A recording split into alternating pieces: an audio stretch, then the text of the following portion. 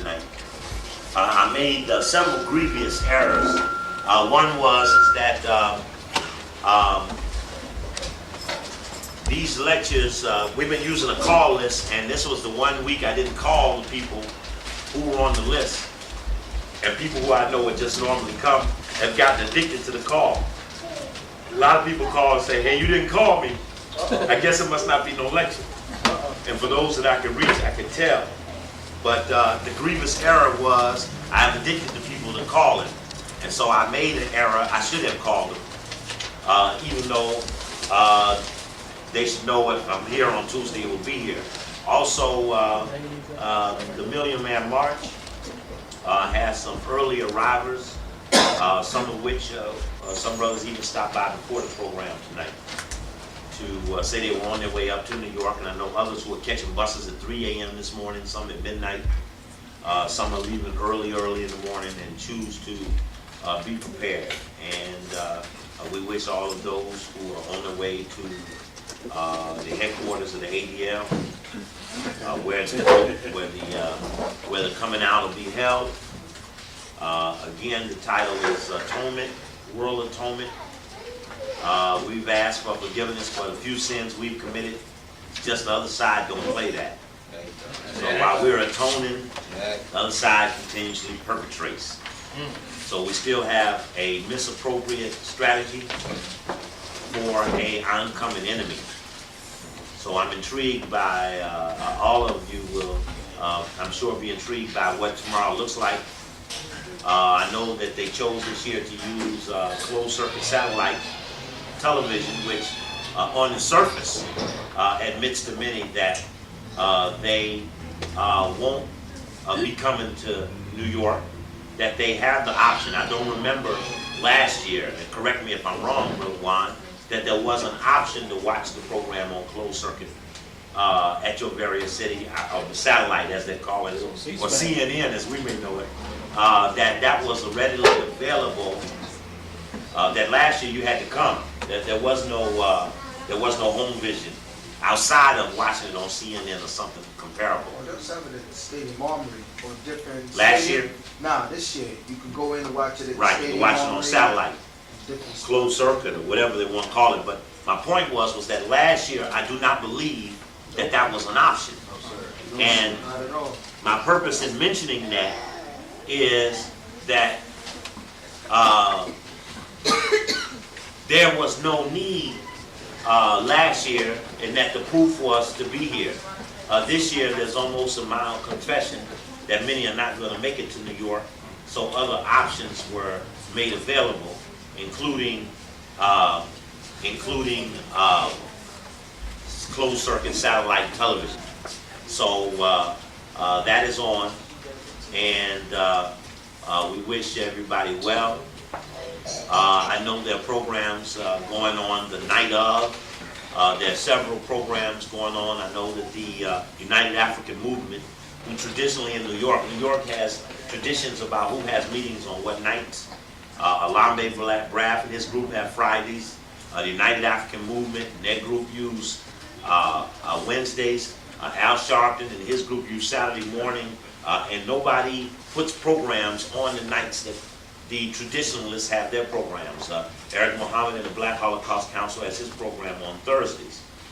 And so Wednesday is the regular program of the United African Movement tomorrow night in New York. And it's going to be a coming out with a celebration of sorts. There will be many people there from all sorts of places.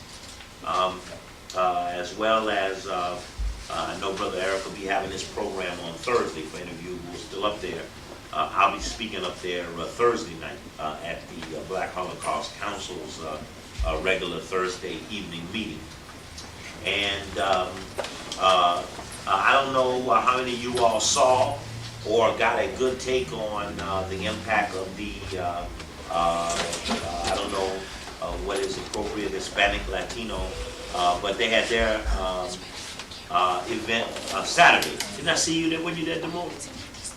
At the Hispanic Million Man March? That must be a mistake. Okay. They was just throwing you through the door Saturday. That was Friday. Right, yeah, we have a little report from Brother Demoli. I wanted to show you all how you respond to interactions. The brother was accosted by the police the other day down the street here at the, what's the name of that rep? Up against the wall. Up against the wall. At the press hall, up against the wall. He was thrown up against the wall. And we were down here putting the flyers out. We put out a few flyers just to try to make a little Columbus statement. And we saw the door was broken just like he said it was. It was broken off. He went to the police department to complain, and they told him to come back at 11 o'clock p.m. at night. That he could confront the officer. Jeffrey Gilbert. But that is not how citizen complaint process works.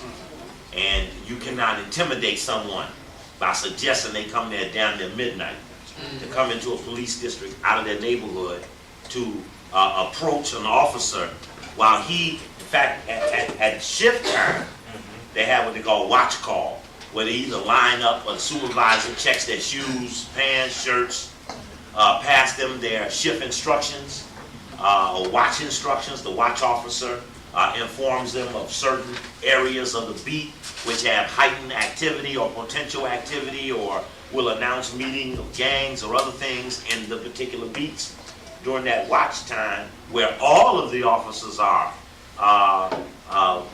would seem only an intimidating act to ask someone to come and file a complaint at that time when the official complaint apparatus is closed.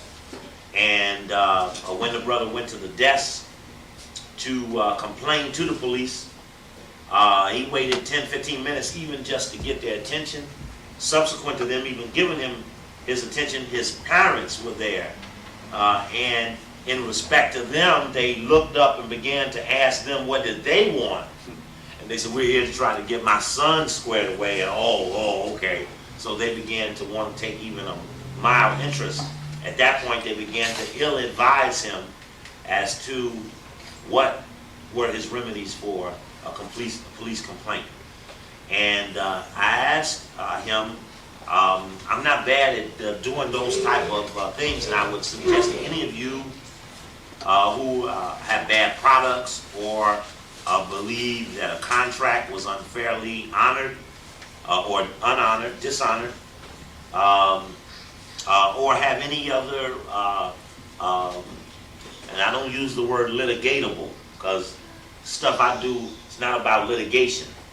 But if you have any a grievance that you would like to see advanced, when I get this Demoli here paid, so I get all the money.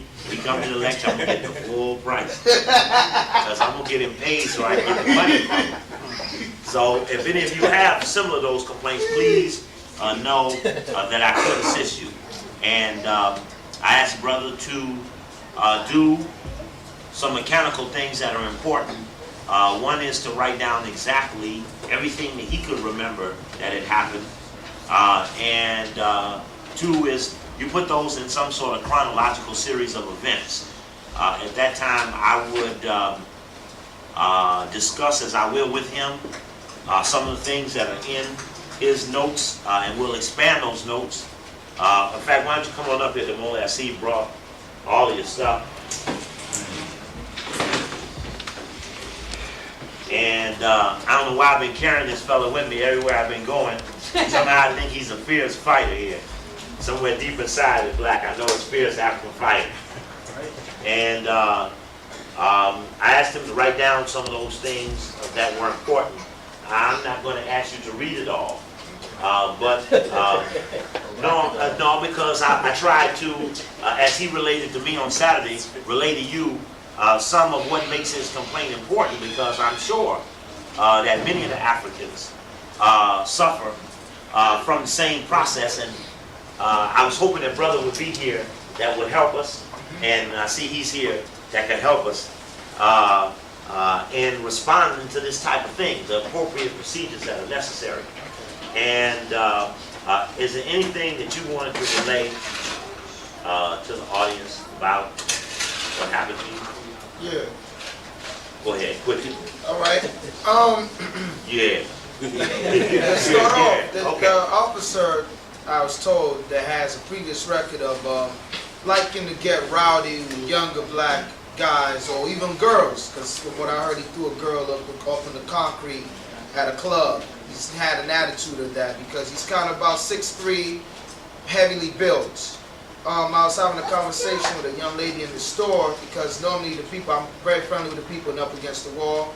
They let me use their phone after they took out the phone there, and they were hearing my music. We have music. Her boyfriend has a studio. I'm letting them hear my new music. Okay, what we doing with it? Then out of the blue, she says, "Okay, yeah, your cop friend. I saw him earlier on today. So was he in uniform?" Cop friend referring to the other cop who was harassing me. You know, while I'm out there in Georgia doing a little protest material. Selling my protest material, music, and so forth, you know, pushing out my word, and which is really anti-establishment. Anyway, to move the story on. So I'm saying, yeah, it was in the squad car. I said, oh, yeah. I said, I try to stay out of his way, you know. I said, I figured he had something better to do than to harass me, just trying to get my music on and advance myself, doing something positive. I said, there's a lot of other things he could be focusing on. All of a sudden, the cop came from behind the counter. We have pictures of these two, of proximities. Came about 3 yards from the counter and came up to me and was like, yo, talking about me? I was like, you? I said, I don't know who you are. I said, we never met. I said, who are you? I said, get out of here. I said, get out? I said, yo, man, what's going on? So I was putting my stuff in my bag. He said, oh, you need help. He came around. Next action, I think it was his right hand. He put his right hand on my throat, was shoving me back. As he was shoving me back, my radio dropped down on the floor. And I mean, I guess his hand swiped and knocked my radio on the floor. I was like, yo, what's going on? Yo, chill, what's this? What's this? Pushed me, said, yo. He said, yeah, do something so I can fuck you up. Do something so I can fuck you up. Kept on pushing me back. At this time, I was losing my balance. I tried to grab on the banister out there to get my balance so I could slow him down. So don't grab on shit, man. Do something, fuck you up. Threw me up. I was up against he kept on throwing me up the stairs. And then he slammed me right across the door. My head hit back, my elbow hit against the door, and the door, from the force of that, the door's hinges broke off. And I was bang, and I was out in the street, and I was like, damn, what's going on? He brushed himself off, smirked, and went in the store. The store manager was outside having a conversation with somebody. I was like, what's going on? He's like, yeah, the cop didn't say nothing. He went inside.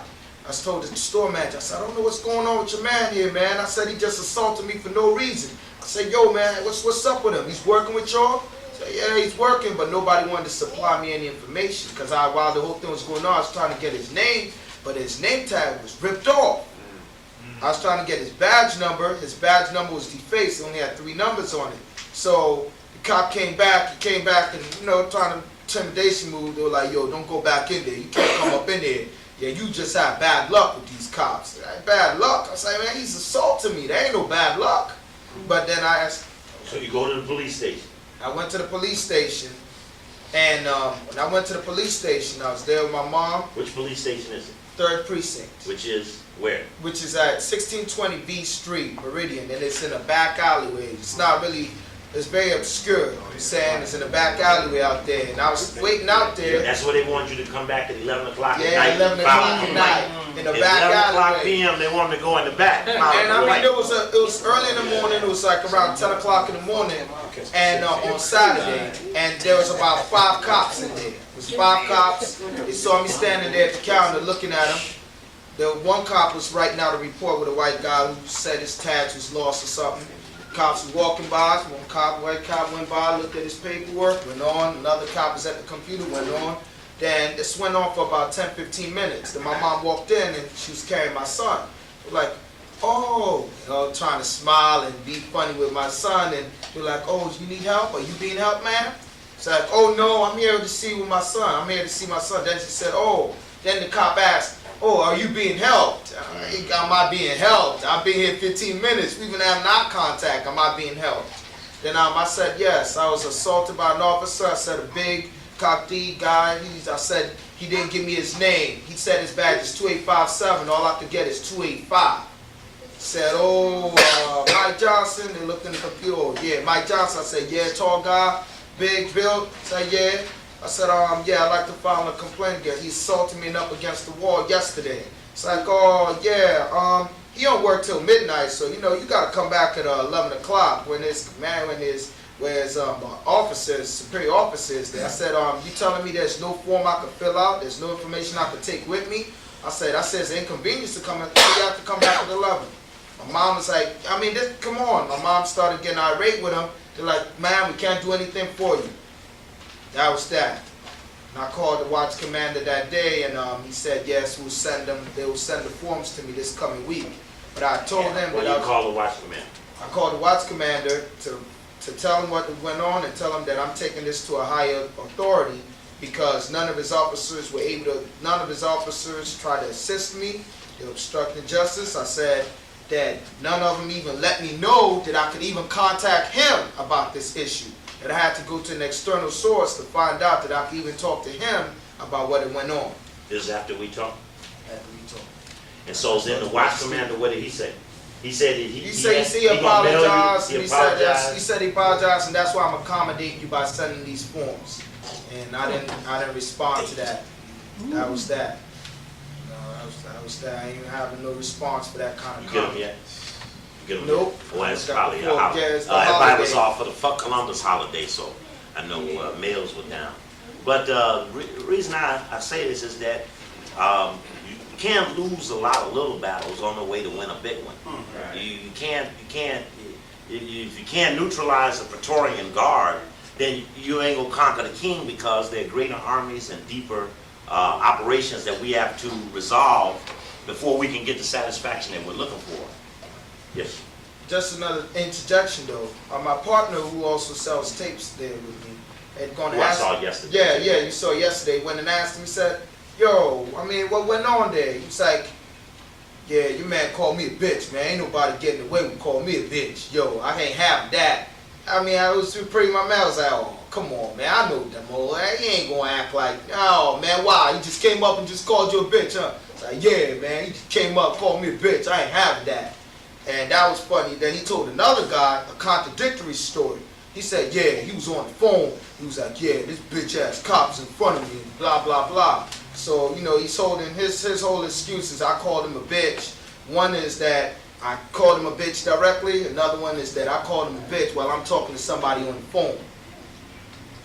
That's how his whole, that was his whole grounds. And I wanted to state that because that's not the first time it's happened, and it seems to be a trend with these black cops to mess with younger guys and accuse younger guys for no reason, just because they have a badge. And for the record, you haven't been feeling well since then, have you? No, I'm not. I've been having a migraine headache, and my elbow's been severely sore. I mean, you see this amount of force he slammed me into the door with, you'd understand that. We took pictures of that because they got a repairman to come and fix it today, and I noticed the manager wasn't in. So they were all talking in the store about what went on. I was like, yeah, you saw that, right? Because when I went there yesterday, nobody wanted to talk. Everybody was like, I ain't in it. So I said, yeah, you saw that, right? Yeah, I saw that. It was out of control. The other girl was like, I don't know. The girl I was conversing with was like, I don't know what went on. I mean, I don't know what went on with y'all before, but I saw that, and it was wild. So, you know, I'm going to try to hold them to being witnesses, but from what I suspect, people are going to be very mum. Mum is the issue. They all seem to want to protect this bastard who just seems to just be a vigilant of no purpose. I have a question, Steve. And the moral to the story is that we reserve the right to beat the Molly to death, but them, no. We will fight for the right to reserve this beating for ourselves. All right, take care of that arm. Don't forget to go to therapy and shit. I'll be in therapy. Another thing I need to say publicly, because I need to do this, was that I had told Chris he couldn't videotape tonight, and I had other brothers videotaping. I had asked to interview Brother Donald and was going to grant him that privilege, but I owe Chris an apology because I had told him that he couldn't bring it, and I got Buddy here and I got Brother Donald here, so I owe him that, and I need to say that because that was another thing that I could have done a little better. Some of you all weren't here last week, and we had a discussion going on. How many of you all were here last week? Okay, we were, I took last week, I turned the cameras off so that I could share some information on the boule that I didn't want to put into a tape or in the record. It is on last week's tape, and I am, when I put a few more of those type of things on the tape, going to make tonight's tape available as well. I also have the video with the footage from the recent boule convention here in '96, as well as I was expecting, and I saw him yesterday, his second time he ain't come, Larry Tate, who was the student government president at Florida A&M. Those of you who have the video, base theory on evil, or the oath takers, after I left Florida A&M, the students had a massive demonstration on the campus, and the students' demonstration is on the video. Some of it is hilarious, Brother David, because at one point, the Student Truth Squad was out. I was telling them about when I was on college campus that I would walk the students around in single file line. We would walk in single file line around the campus, and we would use it as psychological terrorism against the enemy. Well, if you look on the videotape, the students at Florida A&M went around the campus with this little truth squad. They had a video camera, had tape players, and they had flyers and had signs, and they walked in the classrooms while the teachers were teaching. So, but the little brigade was the Bogart Brigade. So as they walked around the campus, as they marched like this, right? It's the funniest thing I ever seen. But they was in the spirit, and man, at one point, they showed, you see the president of the school, Humphrey, being confronted by the students as he comes off the elevator to go into his office. Students have him blocked so he can't get in. And when you look down this long-ass hallway, you don't see, the students are sitting on the floor. You don't see nothing but a sea, and I ran down that hallway before. You don't see but a slew of students just all down the line, both sides. You see the police cameras there. The police are there with their cameras. And then you see the little student reporters there with their cameras. And so you got these camera outs there. Go ahead, baby. They're shooting at each other backwards and forwards. And I was very pleased with the students. They had their student reporters there. They were very disciplined. Well, at one point the police touched one of the sisters. The brothers defended the sister. And they say some police got hurt. None of the students got hurt. Police had the guns and the sticks. Students didn't have nothing. And so they charged the brother president. He has to call Tallahassee, Florida every Monday to report to his, it ain't a probation officer because he ain't been convicted. He has to report in every week because he's out of the state. He has to report in every week to the police in Tallahassee till his trial comes up. And we will all be going down there for the big trial of the students. Most of the charges, other students have been dropped.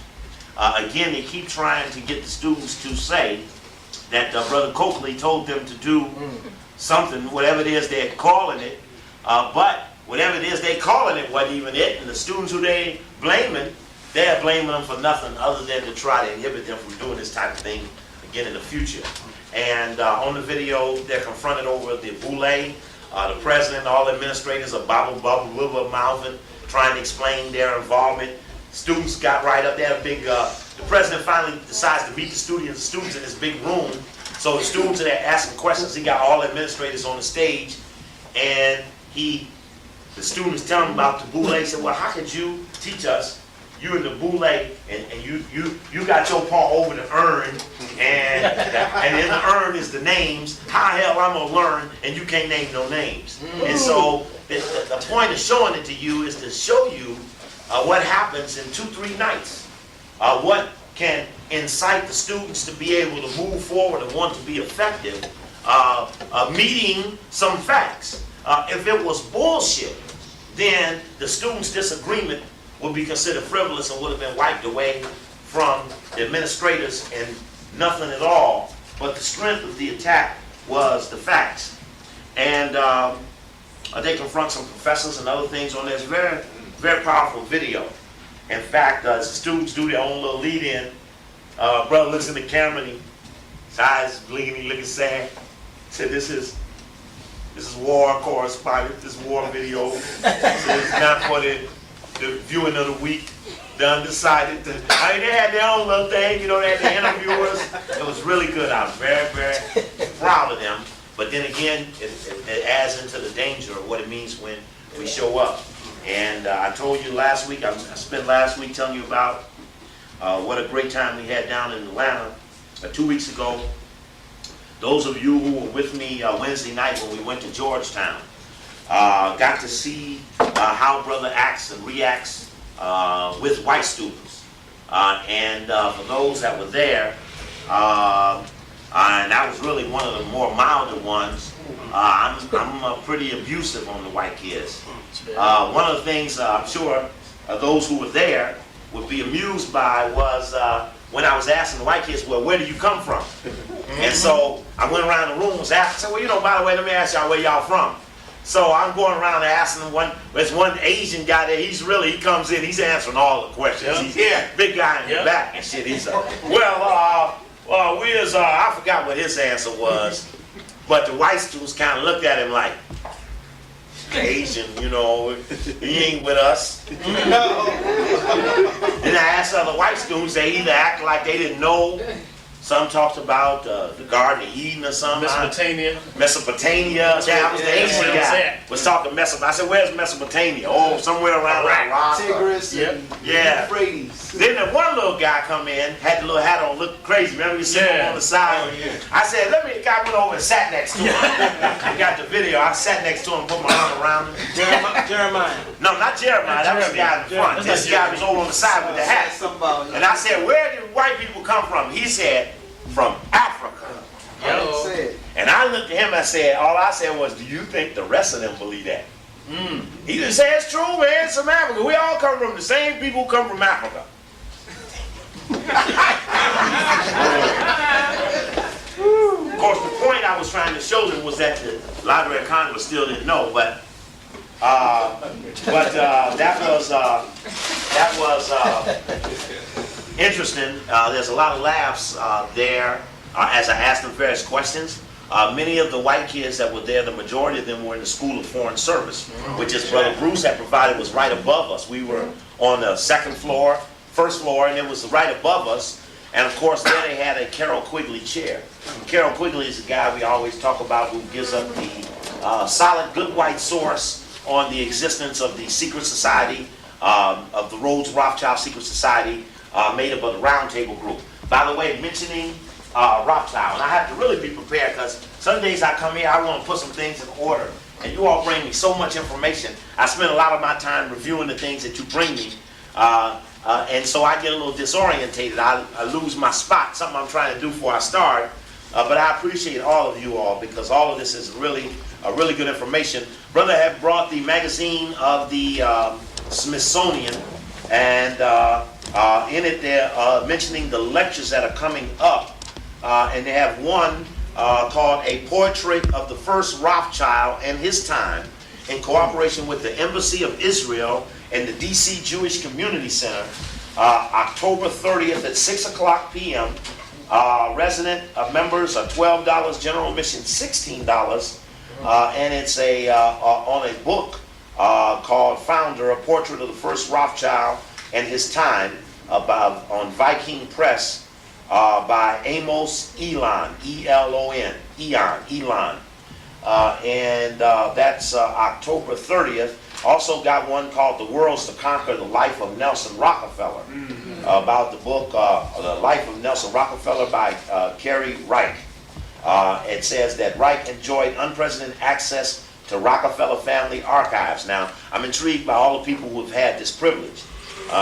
And what is the difference between the Rockefeller archives and the U.S. government archives? Scrutinized FBI files and interviews some 350 people, many of whom had never spoken about Rockefeller on the record. In a captivating lecture, he examines Rockefeller's public and private life from New York to the Republican Party to the Vice President of the United States. And there was one other one in here I know you wanted to tell me. by way of mentioning to the record.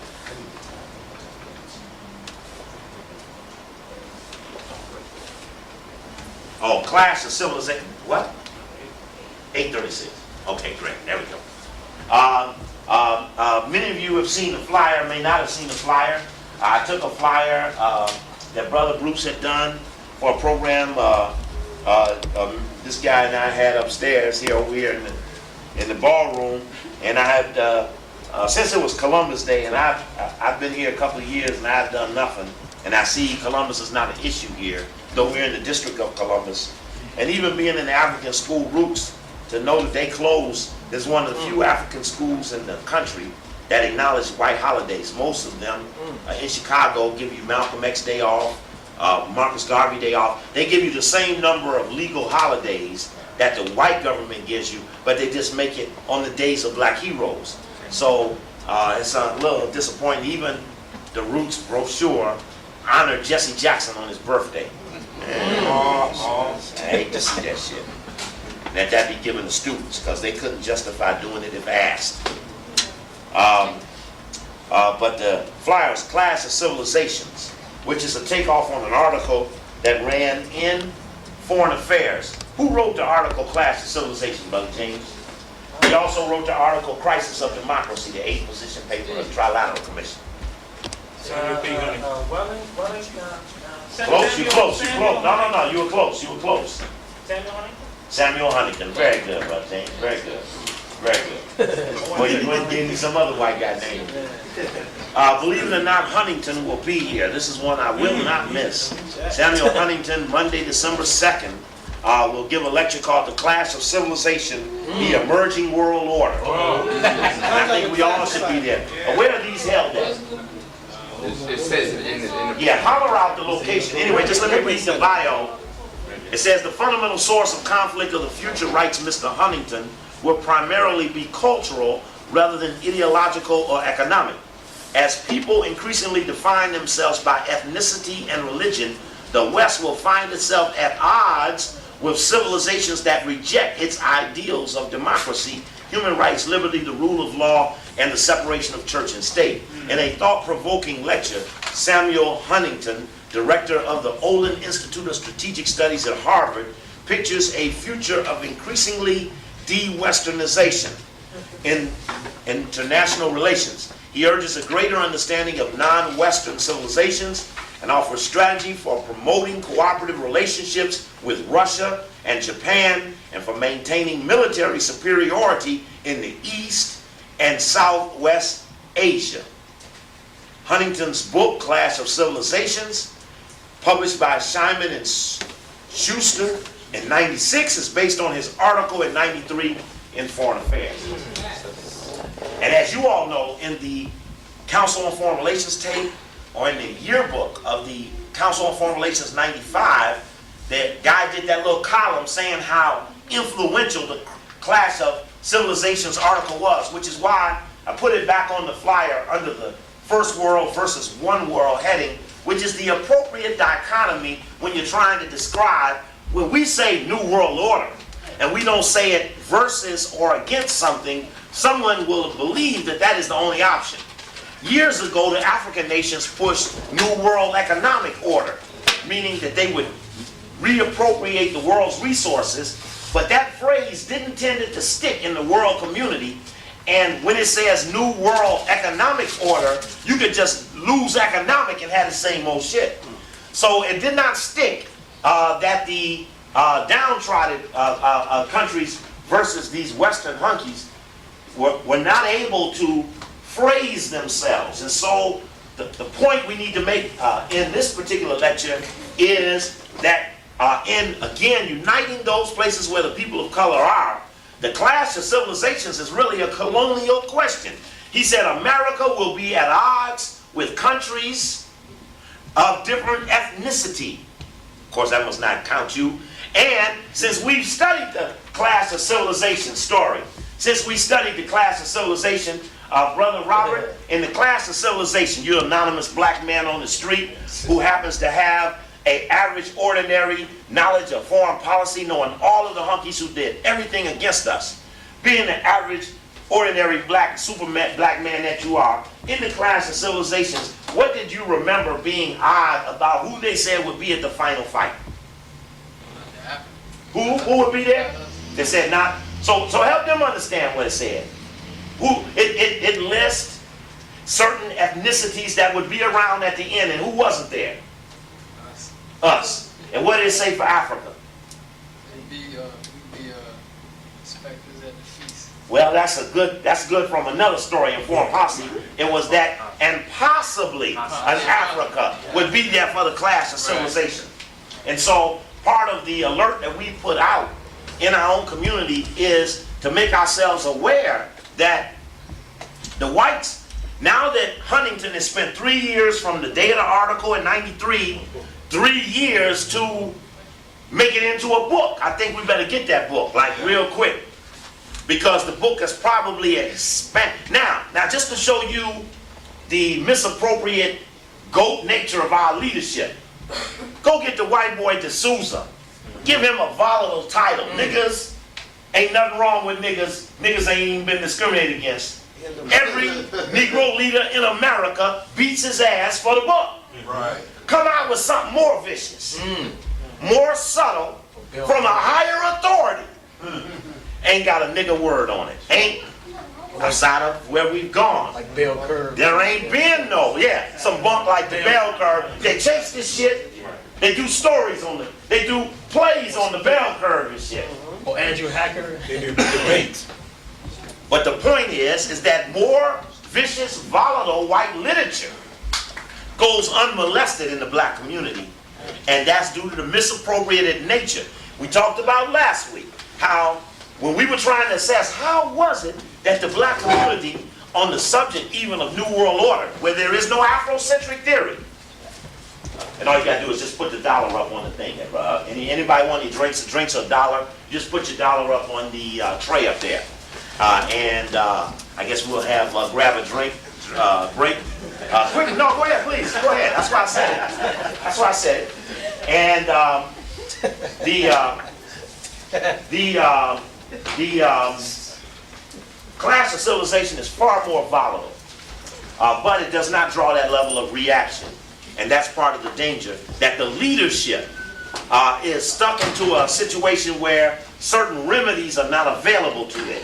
Talking against whites, higher whites, is off limits. We discussed last week, you would never catch black leadership saying fuck Rockefeller, because they would consider that undignified in approaching an enemy.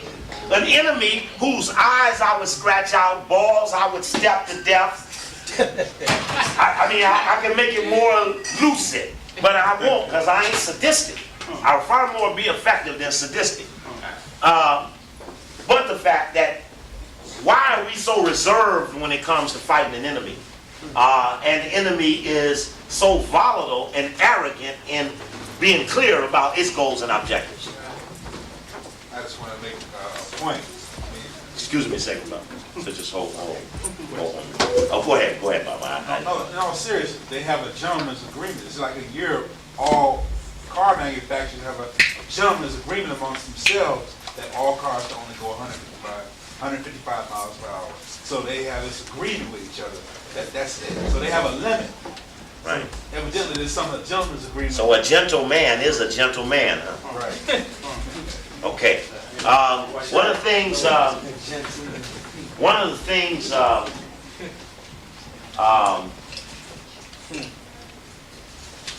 that we were trying to emphasize, especially last week, was that once living within those bounds. Oh, brother, I need you to find the address where the meetings are, because I want to read that into the record. I'm sorry. Okay, yeah, we'll have him holler that out. So we're trying to break what Gunnar Myrdal called the American Dilemma. And last week, I read you a little bit from a section that he had on leadership. And I need to bring the tape out that I did here a couple of years ago called The Crisis in Black Leadership, a moderation, a revolution. What's the difference between a protest and a whole test? Or as some would say, a horror test. Or some just can't say whole test straight up. The point to that was that the leadership was in check. Now, as we went back, last week you all know we brought up information that suggested that maybe the Boule was in trouble in its earlier years, far more in trouble than it is today. But then again, in compensation for the fact that all of these cities know of it now, they ain't in so good a shape because they ain't never been, the Boule ain't never been in its history in the shape it's in right now. And I don't mean good, I mean on shake, because they on shake because we put them on bake. So they on shake. And I went back and I was looking at Gunner today, and in the back, he's giving this question about leadership. He wants to do this study for whites. How does the Negro leader operate?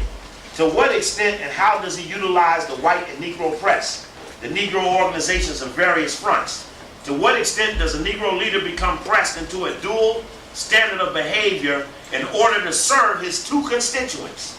It suggests that Negro leadership has two constituents. A real Negro leader has two constituents. One, his primary constituent for being the whites. Two, his constituent that he's to influence, the blacks. And it says, how does he become pressed into the dual standard of behavior in order to serve his two constituencies, the white leaders and the Negro community?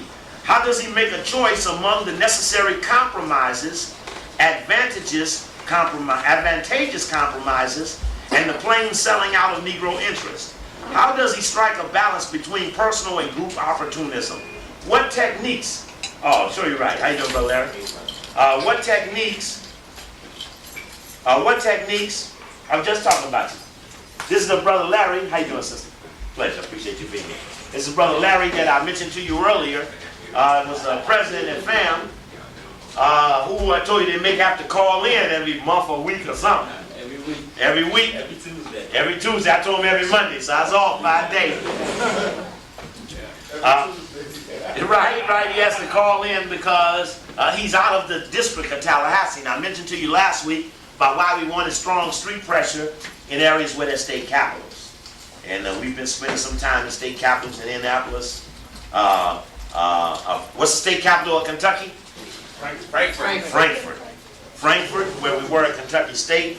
Atlanta, for Georgia, where we were last week. Tallahassee, for Florida, and many more in Indianapolis and others. Columbus, Ohio, for Ohio.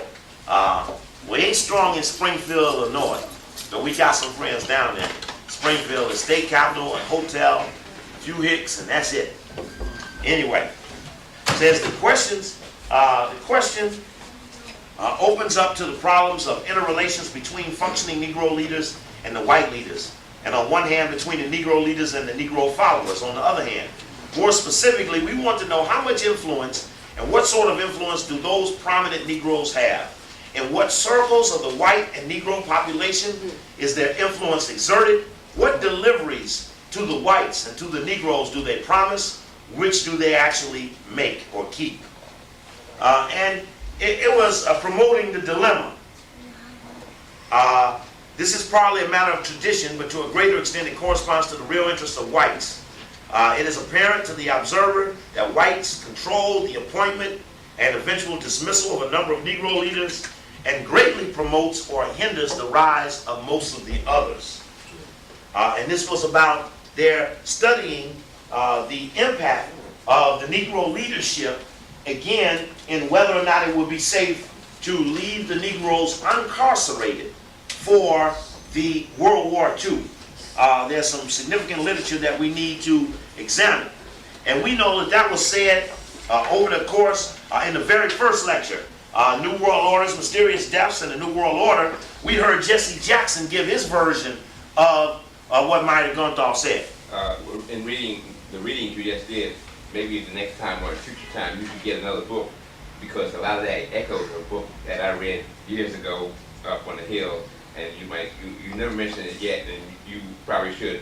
The rise of the crisis of the Negro intellectual by Howard Cook. Oh yeah, very paramount. The crisis of the Negro intellectual, right? In fact, he had some good chapters in there. Yeah. One chapter on anti-Semitism was very good for me back in Chicago when I was being attacked. That was a great help. You don't see that book around much anymore. It was Nobody talk about it. But a it's lot not of in print anymore. that same information is in the book Plural But Equal. What is Harold it? Cruz. His other book, Plural But Equal. Okay, Plural But Equal by Harold Cruz. Okay, and who remembers Jesse Jackson's version of similar to Sidney Wilhelm's "Who Needs the Negro"? What did Jesse Jackson say would be necessary for blacks to survive through the year 2000? Must be We useful. must become necessary. He said it must be what, Brother David? Must become necessary. Must be necessary to who, Brother James? White. To the crackers, to the dominant, very good, to the dominant culture. They must remain necessary to the dominant culture. This is Ebony's 85 issue on the year 2000. Right. In fact, in that issue, they said that blacks wouldn't be free in South Africa to the year 2050 or something like that. Something that showed they were so close to the white man, they never thought he'd let go. And that doesn't mean that he let go now. Or one of the things about tomorrow I am most appreciative of is that Winnie Mandela will be speaking. And she will be the first speaker in the history of 2 years of atoning who actually may get up there and actually speak her mind. I hope that contrary to many of those others who were speaking, who couldn't say most of the shit that needed to be said. And last year I didn't hear the things that needed to be said. Why, you imagine you got 800 million people watching you worldwide. You sitting up there talking about how you created Kwanzaa. All this opportunity. You know? But Bevel and Bob Law and Sharpton and Jesse Jackson and Jesse Jr. Finally, Winnie Mandela. I mean, let's just wish for the sister that she kick all that ass tomorrow. And that some shit just get to breaking out and shit when she fires them up, cause you watch. Let her get to find that shit up. Watch somebody come up on stage and be doing shit like this.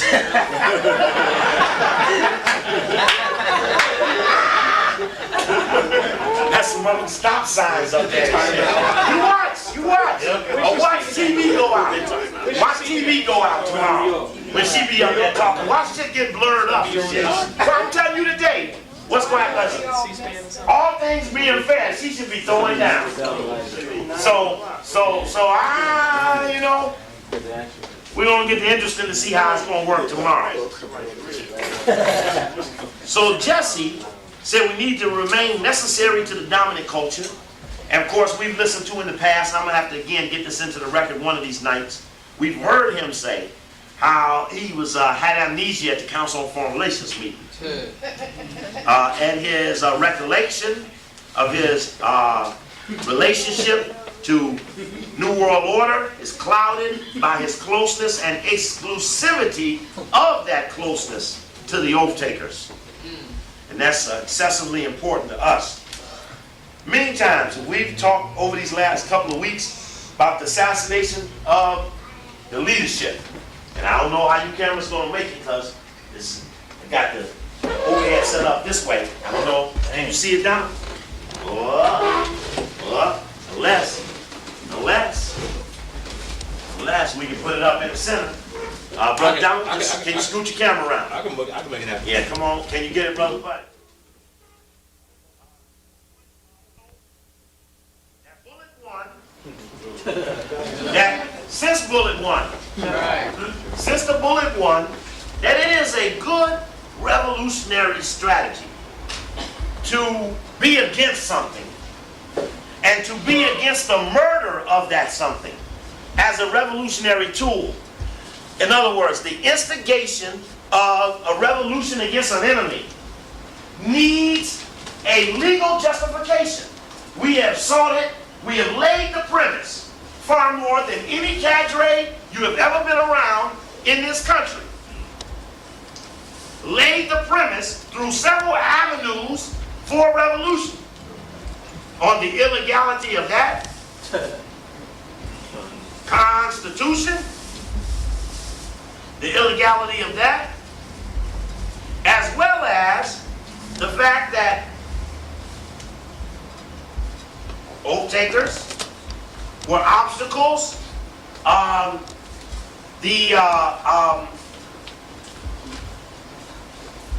The murder, the Constitution, the oath takers, the secret societies, all were laid in a way to compel good strategy. Most of the black leadership resist what has been labeled conspiracy theory. I don't know, aside of Dick Gregory's book with Mark Lane, and you help me, I don't know what writers who are black are in the conspiracy arena, per se. Revolutionos, Assassination of Martin King books, basically written by whites. Assassination of Malcolm X books, basically written by whites. I just thought of something just ran across my head. The Judas Factor, written by a black man. One of the few, and actually, as I reread it this week, probably the best black book. Now, I still don't know. I would like to talk to Carl Evans to know how much whites helped or participated or assisted his research in getting some of the information. One of the things I'm pretty clear about is if you go through several books, Malcolm X, the FBI files of Malcolm X, y'all heard of that? Yeah. You got that? Where'd it go? Maybe I left it. The FBI files of Malcolm X. If you look to the back of that book, towards the back of that book, you will see whites, after Malcolm is dead, fighting Malcolm X Day celebrations. They're worried about people emulating Malcolm. Now, they had to kill Malcolm twice to make him dead. Check. They killed him, and then years later, with the recurrence of the movie and the Spike Lee book and all the rest of that, they killed him again. And they killed him a second time because he was probably as strong after the first round. Eggs, free tape. Just a joke. And it had gotten so bad that after the movie, people were taking the X off. I was giving away free tapes for anybody who had any X or any other such thing on. And every week, Juan carries an X hat in his bag, waiting for me to say free tape for anybody with an X. So he pulled his hat out while I was saying the fact about the X. And still, X pretty much been wiped out. Again, those who vend, the most telling you could get is from a vendor who would tell you that he can't sell nothing with X on it no more. It just doesn't sell. Yes, but What about Louis Lomax, the one who died mysteriously on the highway? Yeah.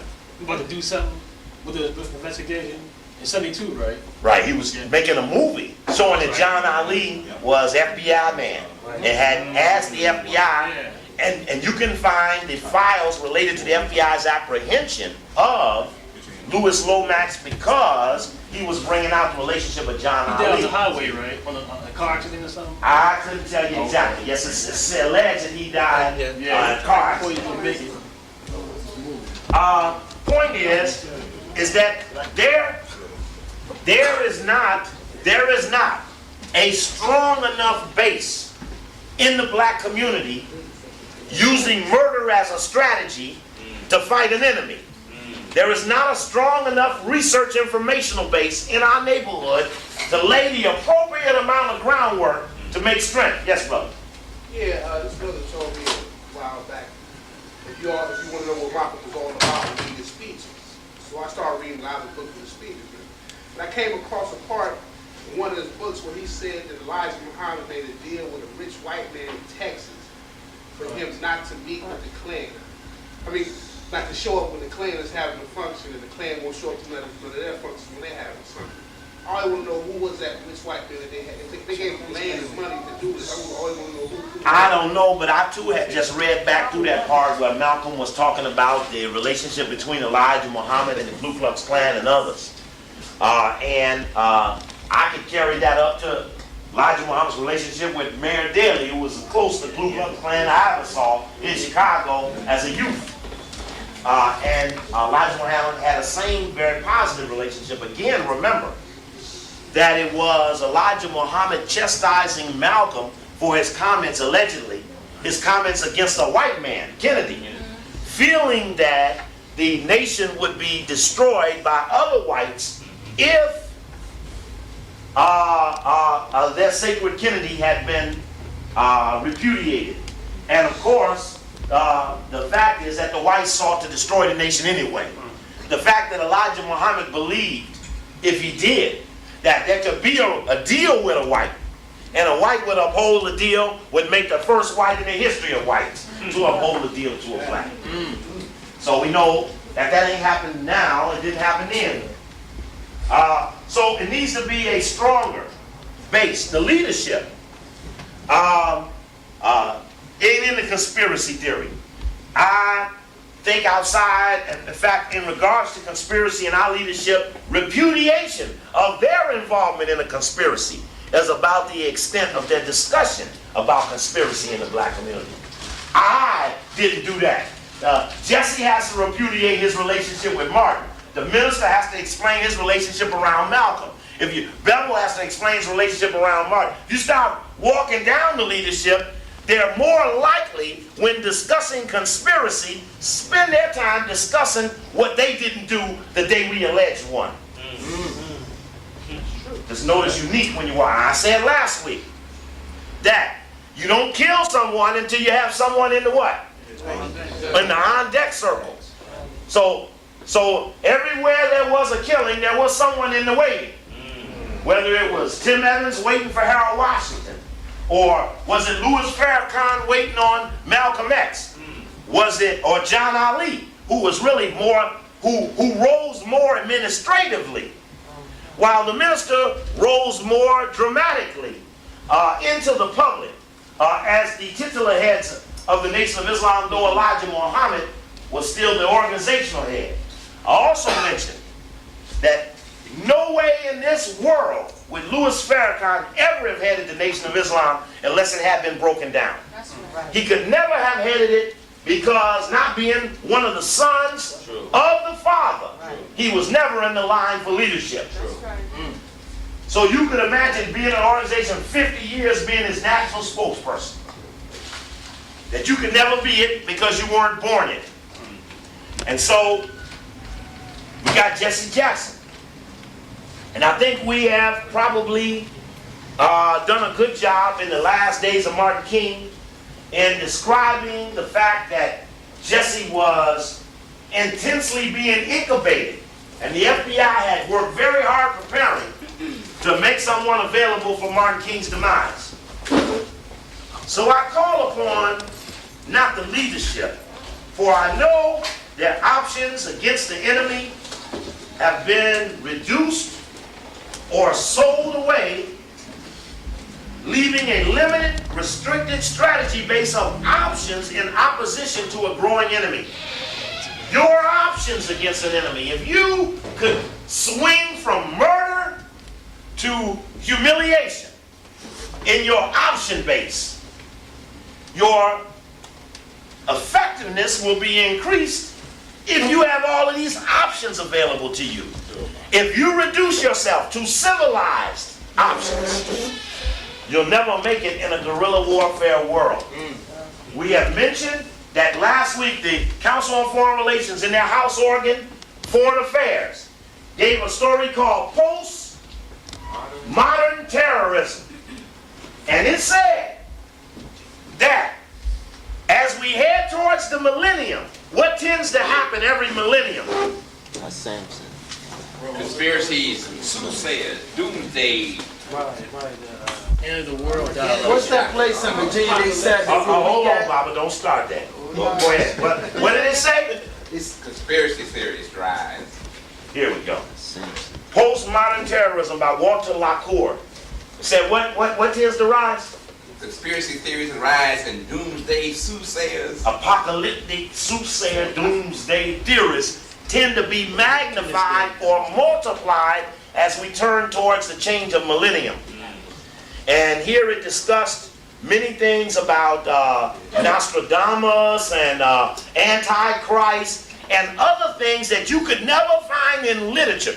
Do you understand? I don't think you all pick up on this, but you understand how close we are? Yes. We sitting here with the ones who never wanted to acknowledge the reality of life as we see it. But they're compelled to spend most of their day. They're compelled to spend most of their day repudiating our reality. But you have to understand, there was a moment when there was no question to repudiate. Now, they picking, one of the things we notice is that they want to pick who it is that they answer to represent the victim. So usually if it's New World Order, it's always white people who are bringing up New World Order, and that whites are ridiculing or belittling these whites. And we mentioned that you can take the same literature that they're repudiating, walk into another arena and find them acknowledging and dialogue about it. They have the wrong people be fighting the big fights. But that's all right. Part of why they keep picking the wrong people is that they've learned where the right people are. That's right. And you will greatly underestimate where we are at this moment when the Post got to do a 4-page story talking of reviewing conspiracy theories in the black community, written by a white man. And spent all day doing that. And I listen today, and I take the portion with Castillo, the DEA agent, who spoke today in, I mean, this thing in 10 minutes. He said more than the whole drug story said. He's been on, he's a DA guy that testified a couple of weeks ago at the hotel that nobody did a story on. We didn't even mention his name, except for to repudiate him in the Washington Times. Washington Post wouldn't even mention his name until they did his story 3 weeks later. The story last Friday, the cleanup story.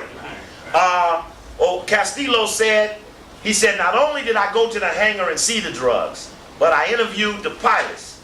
The pilots showed me the flight plans. And he went through the whole thing. He said the guy, you got to pick up on, he said the guy who's the number 2-3 man in the DEA right now is the guy that went and told him, you better quit fucking around talking about these drugs you seeing and start talking about you thought you saw, or you better say you alleged that you saw. He said, but I saw the drugs. I saw the hangar. He said, you better say alleged or you're going to get fired. And so he understood that he was being threatened. He gave his patriotic call about how he loves Americans. He was on with Dick Gregory today at 10:15 or so, but it was just compelling evidence. Point to it is that do you understand that this shit is out of control? I always tried to explain something to you all that we didn't really care what the whites said, that in the black neighborhood we can set our own tempo. We can make our own base theory on knowledge. We can agree that these things are true and just walk to our own shit. Don't even worry about what the fuck. We don't need to worry about what they say. We have our own sources. I report to you from New York. Report to you from Atlanta. Report to you from up against the wall. We don't need to be reported to from them. We can do these things ourselves. We have whites in such major disagreement with other whites. I watched Kardashian on Barbara Walters last week. They were using his interview against OJ, but in actuality, the shit he dropped on old Jewish boy was the deepest of all, that he said old boy tried to cut a deal with his ass in it. What's the white boy's name? Shapiro. That Shapiro tried to cut a deal to have him plead guilty with OJ. And he told on him. And then to cover him, OJ said, well, I don't agree with what he's saying, but I'm still his friend.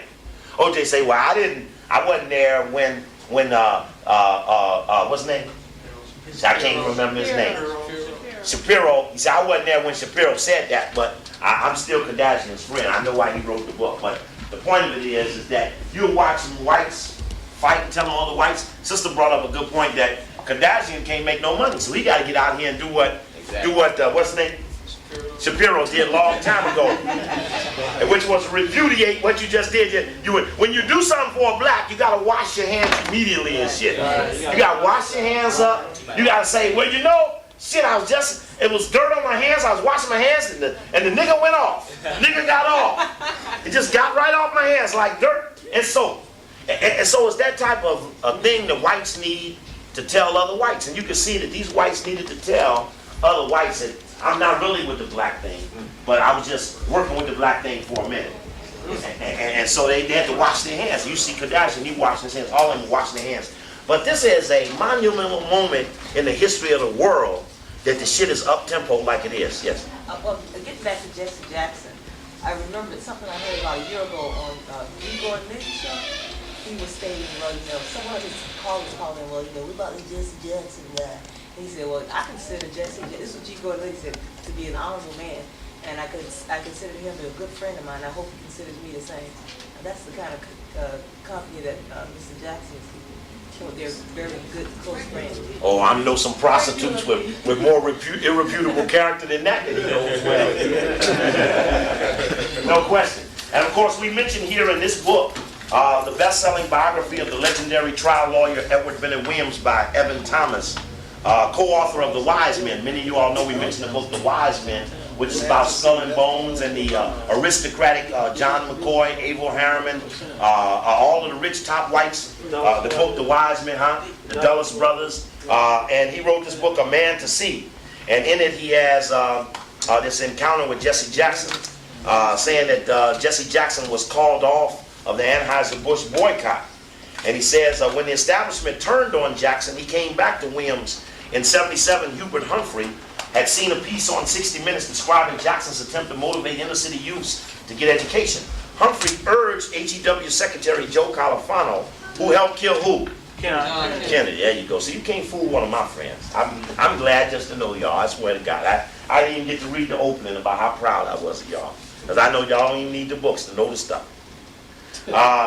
Humphrey urged HEW Secretary Joe Califano to fund the program. Jackson gratefully asked Califano for $25,000. Califano told him he needed $1 million and gave the black leader grants that ultimately told him $6 million. Here, nigga go ask for $25,000. White man say, oh, you on the high nigga approved list. He give him $6 million.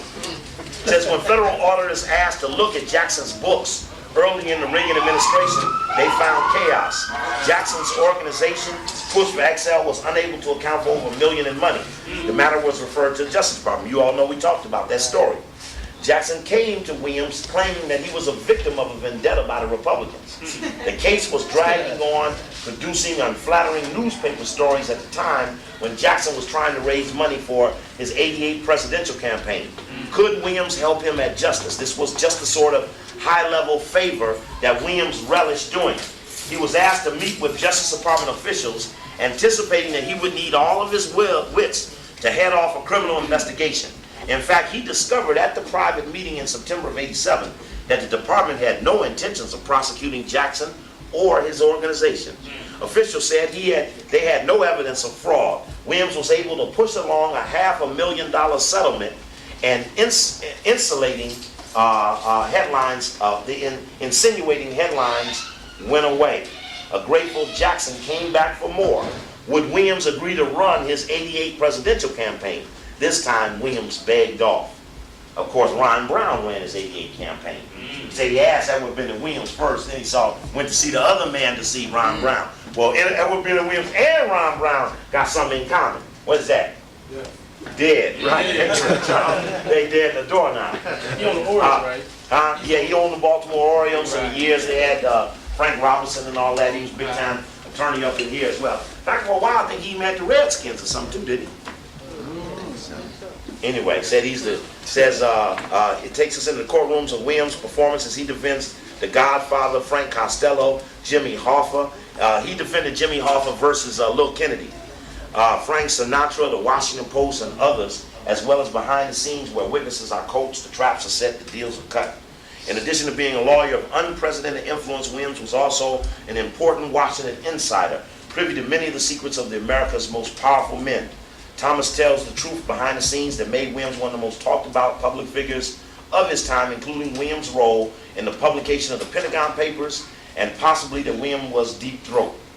Williams' papers, he had exclusive access to Williams' papers. The Man to See is an unprecedented look at the strategies and influence of this exceptional man. Written by Evan Thomas, who comes about a Newsweek or Washington Post. Again, relationships in power. So instead of Jesse Jackson having something against Edward Bennett Williams for representing the Mafia boys, he looks at him as somebody who he would go to get what he gave the Mafia boys, protection. I want the protection you gave the Mafia boys. And so he saw it and he got it for some reason. Now, in the depths of the Africans that we had talked about in the past, Martin and Malcolm, in this fight of First World versus One World, some of the people who were involved, when I was reading the Judas Factor this week, I denoted how many times he mentioned that there was in Malcolm's file, CIA file, information from the CIA counterintelligence head, the head of counterintelligence of the CIA, or used to be head of plans. Today it's called operations. What do they call that division that do the CIA dirty work? This is the most sinister, little known segment of the CIA. Now, just to show you the impact that whites have had on us in numbing us on New World Order, I want you all to tell me who was the CIA head of counterintelligence during the time they was fucking up Malcolm? Bush? He just died. Kobe? It was James. He was at the fourth. The old white guy. Is it Bundy? Somebody said old white guy. Yeah, it was an old white guy right there. All old white Claire guys. George? No, and George Bundy was National Security Advisor. And so he would be, what I want to do now is to draw for you the names of the people who you should know, who were around, the heroes that you love and respect, who had something to do with their death, but who are not suspects, not a mention, not even an issue today. Oh, I'm working the cameraman out today. Did he die at NIH? Huh? He died at NIH? What's NIH? National Did who die NIH? CIA guy. Did the CIA die NHI? Did not NIH die? You got me going on. You want to know the name of the CIA guy? Yeah, who was the head of counterintelligence Right, of the CIA? old- Now, he mentioned the name of Bundy. Which Bundy you want? Mick George. Mick George. Let's put Mick George down. He wasn't a job. Huh? It wasn't Claire George. T. Okay, it wasn't Mick George Bundy. But he's a name we want to mention. I don't want to lose his name since you... Oh, look at Juan going back to his notes and shit. Juan, you got the head of counterintelligence of CIA at that book, buddy. I got to take the book from you. Okay, now, Bundy is good. This is not what's that murder of Bundy? This here? Damn. See how y'all fuck me up? Now I say I don't Ted, everybody was Ted. I was probably the largest audience participation of the night. It's a mass murderer. Let's do word association. Jeffrey. Mac. Thank you, baby. Okay, we don't want to forget him. He was what? National Security Advisor. He was at the Ford Foundation.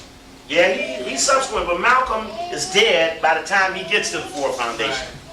Was it the guy that died and went off on the boat? The guy that went off on the boat. No, William Colby was head of the CIA. You talking about James? Now you can see. James Angleton? Oh, Yeah, he kicked it finally. James Angleton. there you go. Come on up here, brother. I had to give you a special hand for that. Gotta give him a special hand for that. Tape. We'll give him your tape, Dave. Dave's gonna buy a tape for brother. He had glasses. Huh? He had glasses, I think. He had glasses. I remember how he looked.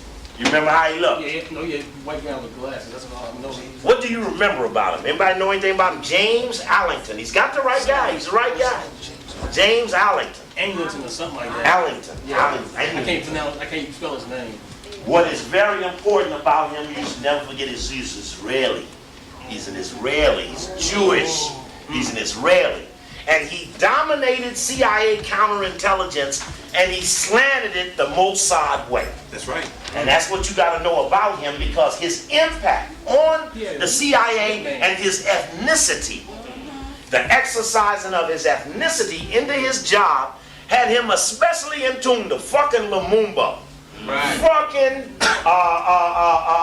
Malcolm, fucking Martin. Now, the Judas factor will point out to you that the goal was to kill Martin and Malcolm in the same damn month of February of 65. When Martin got that letter that was egging him on to suicide, he got the letter on February 9th. Malcolm was dead February 21st. Burke Marshall. Y'all remember Burke Marshall? Justice Department? Huh? Justice Department. Justice Department. Right. Well, what do you remember about Burke Marshall, Robert? Average ordinary black man. Yeah. See, I told you that the average ordinary black man is a Superman at worst. Average ordinary marathon running black man who knows. See, this is the point of this is that whites don't understand that the average ordinary black people know more than most extraordinary whites who are succeeding on obedience, not on excellence. Whites are not compelled to excellence, they're compelled to toe the line. A good white that toes the line for a long period of time is rewarded. Most of the heads of your major white corporations, especially your utilities, are made up of 30 and 40-year men. These are men who were the meter readers, who became district meter reader, who became vice president of meter reading, who became director of operations, who became chairman of the board. I'm telling you, you got to walk through that. If you study those men, you will find that most of the corporate heads, and they are, it's like watching the movie The China Syndrome. You remember that? You remember the corporate pressure being put down the line as they to suffocate an interrogation into the volatility of a nuclear reactor? What do you remember about Burke Marshall, you said? Alex Haley went to Burke Marshall and told him that Malcolm was having Sister Ella. Oh, what's that now? He had went to Burke Marshall and told him that Alex Haley had Sister Ella. They gave Malcolm money. Why did he? So Burke Marshall was doing what? What was he asking Haley? He's asking Alex Haley what was Malcolm doing? He is asking Alex Haley, where did Malcolm get his money from? Right. And Haley says he getting it from his sister Ella. And that was because the CIA was saying that Malcolm was getting his money and started naming all these foreign leaders. But Alex Haley said Malcolm, like Steve Coakley, ain't got no money. Right? Is that right? I was saying right. You know, she does such a fear. So now I want to tell you tonight, if CIA put out some report talking about how we better kill Steve Coakley tomorrow because he got unlimited financing, I'm reminding all y'all tonight that they lying big time. Right, Jack. But the point is that this is what I want to tell you is that as I read the turning point in most of the men who were murdered by whites, the whites used the little white lie trick to compensate when the facts just didn't justify the executive action. It was remember, they had to distort the Hussein thing to get that whole thing because they had to one egg him into doing the thing, and then had to jump over and act like they were surprised he did it. They had to put a little white lie in there. Vietnam, they had to put a little white lie on the Gulf of Tonkin, saying that boat attacked our boat, therefore we bombed their country. There's a point when you need this little white lie. You need this. Malcolm is getting, they said Malcolm is getting unlimited funding from Nasser of Egypt. Therefore, we better kill Malcolm because he got this unlimited funding. Nasser gave Malcolm 20 scholarships to give to 20 students, none of which Malcolm's even children qualified for. But the CIA called it secret funding from Nasser. And what the Judas factor does so effectively is it relays not only those people who Malcolm were working with in setting up his attack towards the United Nations, but how they were all attacked after Malcolm's death, how damn near each of them were either overthrown or assassinated. A whole scoop of them. Richard Helms was Allington's assistant at the CIA. Y'all heard Richard Helms? Yeah. Richard Helms was Allington's assistant. I'm not spelling his name right. I spell his name for you right now, exactly for the record. What's time? Time. 9:29.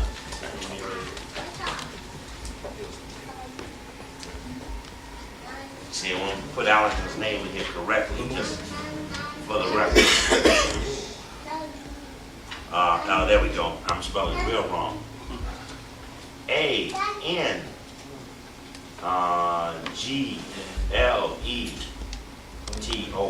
James first name. Angleton. Angleton. Yeah. James Angleton. And of course, he was heavily involved in the CIA's Oswald. You got a whole slew of things. These same guys worked all of these shifts. You got a guy coming out of Kennedy, killing Kennedy, preparing for the killing of Malcolm. Coming out of the killing of Malcolm, preparing for the killing of Martin. Coming out of the killing of Martin, preparing for the assassination and killing of the Black Panthers. Coming out of the killing of Black Panthers, preparing for Kent State, Jackson State, Watergate, Nixon. You got these guys, you got a group of guys, and you know the pattern was clear from the Bay of Pigs to the Watergate Hotel. It was the same damn people. Cuban exiles and the whole crew surrounding them. So you have a series of people who have a series of deaths on their hands, never only in white circles are they responsible or held accountable for the actions that they have taken. And that's especially important to us. Who were some of the other people who were around during that time of the attack on Malcolm? What was the police agency in New York that had one of its members right there with Malcolm, giving him mouth-to-mouth when he was shot? Dean Rob. What agency did he work for? Police. Yeah, well, what police? New York police. Okay, well, what do they call that? What unit? Boss. Boss. Okay, watch this. Who was the mayor of New York? Daly. No. Wrong. Wrong Daly, wrong Rockefeller. Who was the mayor of New York? In other words, if somebody put these people on Malcolm, you ought to know who they are. Who? You all know Gene Roberts' name. He was a little idiot who did what he was told. Who told him what to do? Who was the mayor of New York? Okay, just come back next week and somebody tell me who the mayor of New York was. Who? I don't know. Lindsay was a mayor of New York, but I don't think he was mayor during that time, but then again, maybe he was. You gotta tell me you know for sure.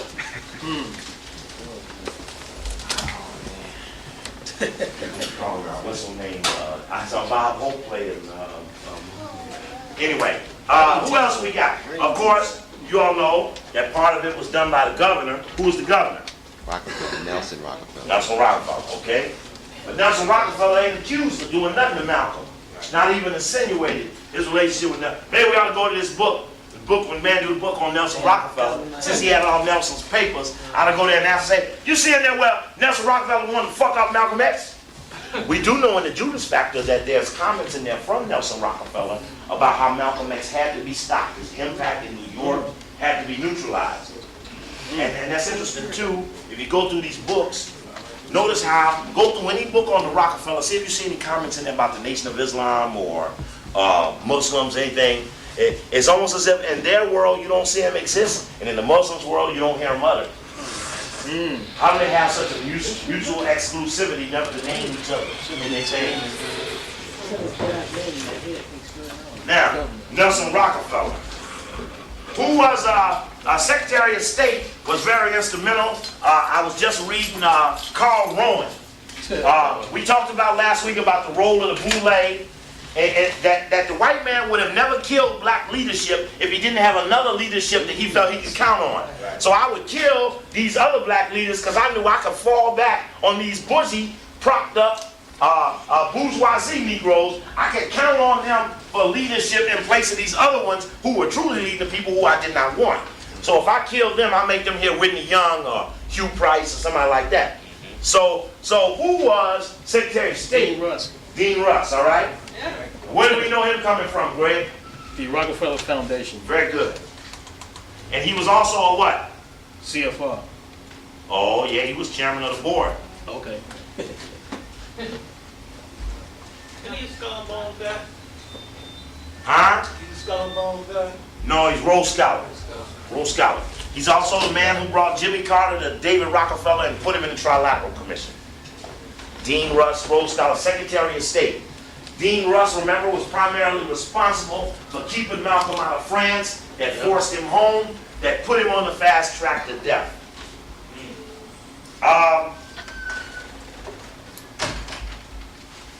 We mentioned earlier a guy, Burke Marshall. Burke Marshall is interesting because solely, we went around the country talking about page 418 of the autobiography of Malcolm X before the movie, before the page was even looked at as having any significance beyond what we were seeing. And I remember in these parts when there used to be Malcolm X rallies and shit at Blackburn and stuff. They don't have, so it's a shame you come into Howard in this period of such quiet. You come in what they should call the silent decade of Howard, because the things that are hushed up so used to be every week you could see all kind of stuff. But of course it was on the 418 that Burke Marshall, as Brother Robert said, was suggesting that he needed to know how much money Malcolm was getting. The only problem was Burke Marshall was the Justice Department head of the Civil Rights Division. Now the head of the Civil Rights Division has nowhere in his job that he's to go investigate the financial viability of a black leader. Right. He's head of the Civil Rights Division. At this time when there ain't even civil rights, barely they done passed the 64 Civil Rights Act. Right. He run around and investigate. No wonder there was so little civil rights and that he was out investigating. But what we basically denoted was that in the Judas Factor, you pick up this comment about Burke Marshall being responsible on behalf of the CIA of establishing Malcolm's money. Now, it says here, since the FBI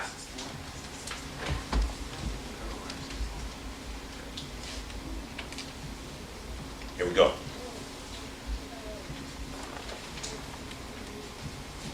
Says they were allegedly claimed that these nations had donated $100,000 a year for many years to black nationalist movements in America. The matter was obviously one of great political sensitivity. Both this page 254 Judas Factor, in the chapter called The New Alliance.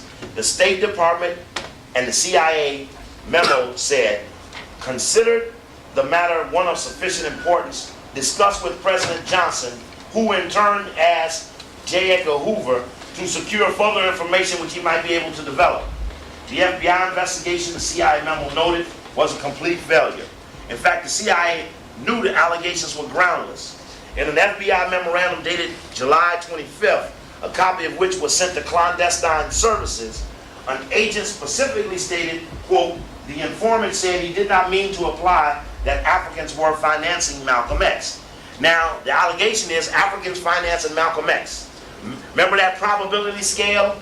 Probability scale is what? What's the probability scale? Intention plus capability equal threat. Intentions plus capability equal threat. Malcolm's going to slow down the New World Order by jamming up the United Nations with a monstrous vote in the General Assembly. So, intentions voiced, put the resolution in, hooking South Africa with the Negro lack of rights in America, hook them two together on the resolution in the UN World Court. This is discussed and put forth in 61. It's rediscussed and put forth in another form in 63. Now in 65, it's getting ready to go full steam in January, and it's going to be a big conference March 3rd. When was Malcolm killed? So March 3rd is going to be this big conference where Malcolm, Che Rivera, everybody getting together in the world, the Bang Dum Conference, the revisited version, are coming back to do heavy battle at the UN using South Africa, American segregation in the UN, causing genocide. All the white writers, the brother very appropriately brings up, played down, that Malcolm had even tried this, and many of them, including that white boy Peter Goldman, said that them countries didn't even put the resolution in. And of course they did, and he mentions that it was printed way deep in the New York Times, little bitty column, African resolutions put in, resolution before World Court, accusing America, South Africa, linked together in racism, white supremacy, all that shit. Ain't never been that close. They took all of that out. You don't hear much of that. Now, they need the reason to justify making the move on Malcolm, so they get an informant that says something, but they say the informant says something that the informant didn't say. Now, those of you who are informants, you can see that you could be a well-meaning informant, and you could think you're giving the right information. But to an enemy, just you being an informant is enough to screw your information into any way they want to make it to justify what they want to do. Says the FBI CIA knew the allegations were groundless. FBI memo said that the agent specifically stated that the informant said he didn't imply that Africans were financing Malcolm. Since the FBI had failed to, quote, penetrate the situation, the CIA memo stated Marshall may possibly go to New York himself to investigate the matter. The CIA memo stated that Marshall may possibly go to New York himself to investigate the matter. Reed, the clandestine services agent, said wanted the CIA to penetrate Malcolm's domestic activities and, quote, travels to Africa to determine what political or financial support he may be picking up along the way. I remarked to Reed that there were certain inhibitions concerning our activities with respect to citizens of the United States. Reed, however, insisted that Clandestine Services Act, after all, Malcolm has, for all political purposes, renounced his U.S. citizenship. In view of clandestine services' proclivity to orchestrate assassination of perceived threats, intentions plus capability equal to the United States, one wonders what actions or information was actually being sought against Malcolm. They started to blame Malcolm's speeches for inciting riots. Talking about Malcolm being poisoned in July. Malcolm X was formally presented his position to the OAU conference. He went to the Nile Hilton in Cairo for dinner with Milton Henry and others in their entourage. He was uncomfortable because he observed two white men had been trailing him all day, were sitting nearby watching him eat. This was one agent especially who irritated Malcolm. He wouldn't eat without him being at the next table. Suddenly Malcolm turned pale as though he was having a heart attack. Panicked, Henry summoned medical help. Quote, he would have died if I hadn't been able to get him to a hospital in a hurry. After Malcolm's stomach was pumped, the contents were analyzed. The analysis, Henry said, was that someone had placed a toxic substance in Malcolm X's food. Someone deliberately tried to poison me, Malcolm told Henry. Henry said an attempt was made to find the waiter, but he no longer worked for the Hilton. The episode was reminiscent of the CIA plots to poison Zhou Enlai in the 55 Afro-Asian Conference in Bandung, and plots to poison Fidel Castro and Patrice Lumumba in the 60s. Of course, he does something here that also I think is significant, is explaining the relationship between the plans of Malcolm and Martin, and Bob Meany and Chauncey Estridge. It says on August 11th, New York Times reporter wrote a story explained brilliantly why the State Department requested that Richard Helms, the CIA Deputy Director for Plans, treat Malcolm X as if he were any foreign agent or enemy of the United States. The story, written by M.S. Handler, one of the few white reporters Malcolm X had come to admire, stated that the State Department felt it would have been a major foreign policy problem on its hands if even one African or Asian nation offered to back Malcolm X's petition at the UN. Says it would be a major foreign policy problem if just one country backed his intentions. Deep. August 28th, 1 week after Malcolm X addressed the OAU, Hoover insisted what amounted to a declaration of war against Malcolm X, Dr. King, and other prominent civil rights activists in a memo he sent to all field officers. The news media in recent months mirrored the civil rights issue as probably the #1 issue in the political spectrum. This is Gay Hoover. There are clear and unmistakable signs that we are in the midst of a social revolution with the racial movement at its core. The Bureau, in meeting its responsibilities in this area, is an integral part of this revolution. Not meaning the revolution was going to overthrow the FBI. And so they were very strong about suggesting that there was great danger. There's a whole series of discussions in here about Malcolm meeting with the various African leaders, being assisted by many of the strong and noble African leaders. December 9th, Secretary of State Dean Russ suggested that a communist-backed conspiracy was at the root of the mounting verbal attacks on America in the UN and the anti-American demonstrations abroad. The State Department was especially concerned about violent acts, which appeared to be connived or acquiesced in by the authorities of the host state, or in which the authorities are slow in taking action to control mobs or rioters. Just a series of discussions. While King did not spell out the nature of his alliance, the FBI Director Hoover and the CIA, which monitored King's trip, knew that he was referring to a possible alliance with Malcolm X. King's statement in Oslo on December 9th suggested clearly that he and Malcolm had arrived at a tacit agreement for cooperative action. February 22nd. When did Malcolm die?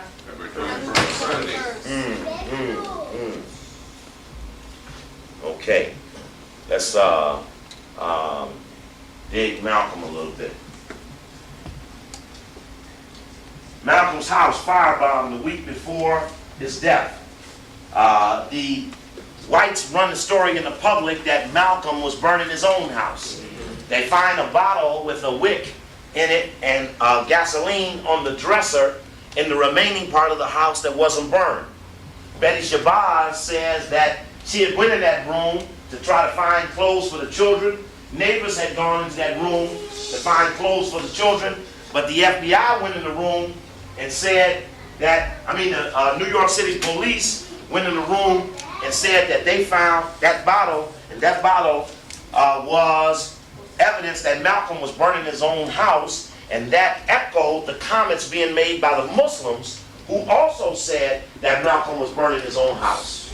Now, who, and since that was the police and the fire department, who is headed up, who is the mayor of New York? Okay. Huh? Don't worry, Bruce.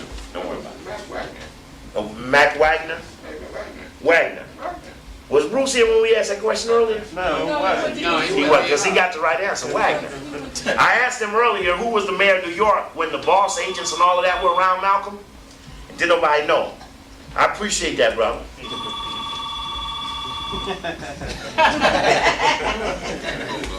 So you're right. Wagner. Mayor Wagner. Mayor Wagner was the mayor of New York during that period. Funding of Malcolm X. February 15th, Secretary of State Dean Russ ended a 10-day Florida vacation, returned to Washington for a meeting with President Johnson. But Johnson, mounting fears about the progress of Malcolm X's UN petition, wonders if the subject had come up. OAAU rally at the Teresa Hotel. Malcolm X accuses the New York State government of entertaining a conspiracy to kill him. Who is head of the New York State government? Nelson Rockefeller. We feel a conspiracy has been entered into at the local level with some policemen and firemen. The police in this county know what's going on. This conspiracy leads to my death. Malcolm X also stated that he had sent a telegram to Secretary of State Dean Russ charging the government with failing to help him protect his life. Since this information was nothing new to Russ, the FBI, or boss, no probe was initiated. Of course, you got the nigga get your hand out of my pocket move and all of that, leading to the assassination. 2 days, now we're right before assassination, February 16th, James Shabazz, aide mentions that Malcolm has these 5 names with the names of people who are supposed to kill him. 2 days later, February 18th, Malcolm X is evicted from his home in Elmhurst. The same morning, CIA agent Richard Helms' office issues a memorandum with a reference number CSCI 316-01196-64 with the subject matter, quote, Egyptian funding of Malcolm X. The term CSCI referred to clandestine services counterintelligence. According to the memo, Malcolm had confided to an associate, quote, that he is currently being financed by the Egyptian government. This was a gross distortion. What Malcolm had revealed, in fact, was that NASA had given him approximately 20 scholarships of any student selected by him to study Orthodox Islam at the University of Al-Azhar. Since neither Malcolm nor his children could use the scholarships, he could not trade them in for cash. It is difficult to understand why clandestine services would interpret them as constituting financing. Burt Marshall, the last person publicly reported to have the possession of the central piece of evidence in President Kennedy's assassination. Do you know what the central piece of evidence in President Kennedy's assassination was? The skull. The skull. Who said that? Correct. Thank you, Brother Sean. Very profound. The skull. Burt Marshall had the skull of John Kennedy. Run around with it in a can. Of course, it was the brain that was manipulated on the direction of the bullets. But Burt Marshall, Civil Rights Division man, is now suggested by the CIA to be the one to go look at Malcolm's finances, which means that Burt Marshall probably wasn't civil rights attorney. He was possibly the CIA from the jump, operating as Civil Rights Division head of the U.S. Justice Department front. There you go, Bro Rob. Says that Burt Marshall, last person publicly reported to have in possession a central piece of evidence in President Kennedy's assassination, the president's brain, asked the CIA to determine who was financing Malcolm X. He had contacted Alex Haley. See, that takes us back to 418. Where Alex Haley says he was contacted by Burt Marshall and asked about Malcolm's finances. And you know, I've read this 1,000 times. I've almost had it memorized. I haven't read it in a couple of years, though. In Washington, D.C. and New York City, at least powerful, this autobiography of Malcolm X in the epilogue, he's now talking about things that made him eerie about Malcolm's death. In Washington, D.C. and New York City, at least powerful civic, private, and governmental agencies and individuals were keenly interested in what Malcolm X was saying abroad. Civic, private, and government. Civic, private, and government. This book will explain what the government is saying. Civic and private denote two different constituencies. Who is the principal constituency of the CIA? CFR. Maybe they weren't the civic or private. Anyway, wouldn't it be something if we broke into the council and found a directive from the Council on Foreign Relations chairman of the board demanding that Malcolm X be killed before the March 3rd conference in Africa? Wouldn't that be something if we found something like that?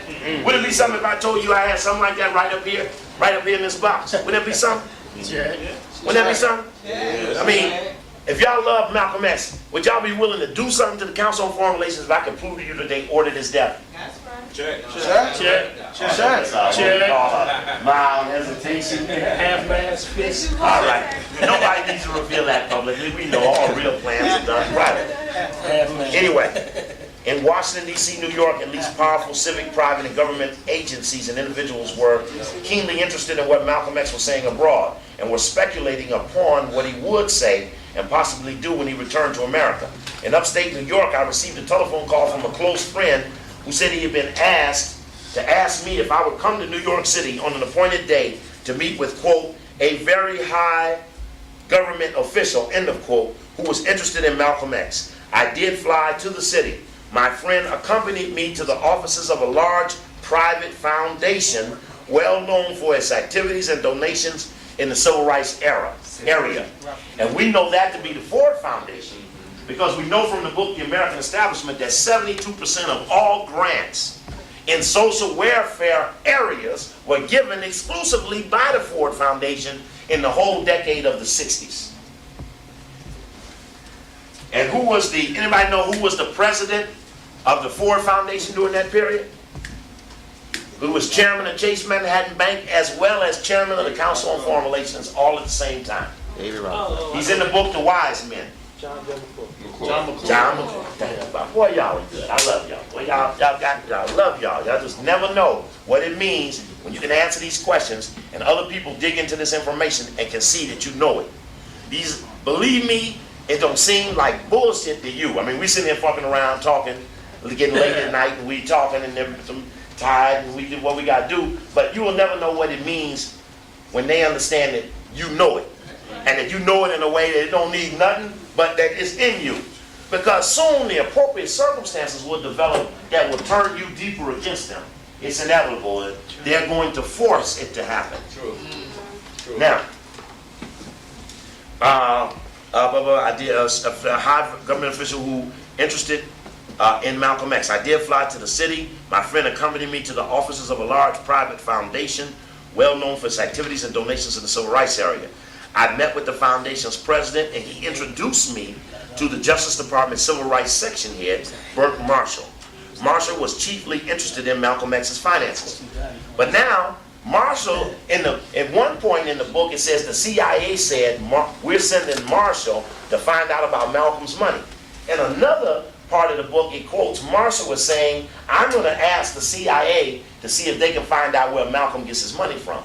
But the CIA didn't fly to New York at the Ford Foundation for the meeting. Burke Marshall did. Right.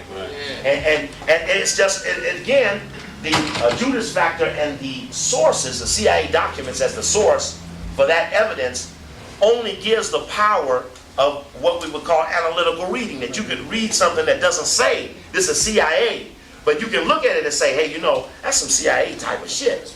You know, or you pick up Eyes of My Soul, and guy say he was in Cincinnati in '87, and you look up and see Ricky Ross goes to Cincinnati in '87, you gotta know, you got Tyrone Powers, the fake FBI agent, and Ricky Ross in Cincinnati for 3 years together. But that's analytical, that's analytical reading, meaning it's weaving those things together which you have access to and making them work into your story. Burke Marshall was chiefly interested in Malcolm X's finances, particularly how his extensive traveling since Malcolm X ouster had been paid for.